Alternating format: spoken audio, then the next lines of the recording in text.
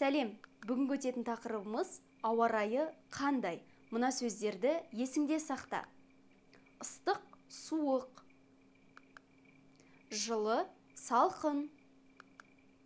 Қарлы, жаңбырлы.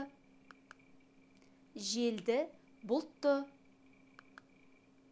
Солтүстік, оңтүстік, шығыс, батыс. Ендігі тапсырма. Күн ыстық па, суық па? Дұрыс, күн ыстық. Күн қарлы ма, жаңбырлы ма? Дұрыс, күн жаңбырлы. Күн желді ме, бұлтты ма? Дұрыс, күн желді. Мына нәрсені есіңде сақта. Не деген сұраққа бұлт, жаңбыр, қар деп жауап береміз. Ал қандай деген сұраққа бұлтты, жаңбырлы, қарлы деген жауап береміз. Ендігі тапсырма. Ауа райы қандай?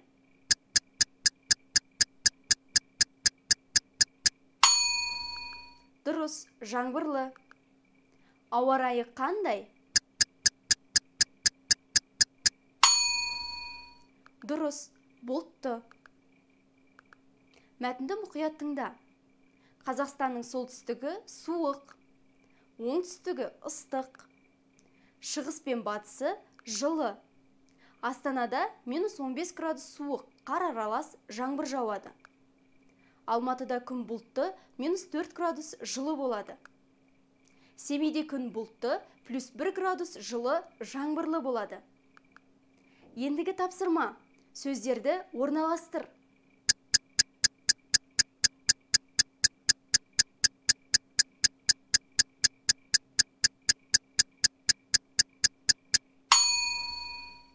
Өзіңді тексер. Бірінші суретте наурыз айы жаңбырлы жылы болады. Шілде айында ыстық, қаңтар айында қарлы, суық болады. Осымен сабағымыз аяқталды. Сау бол.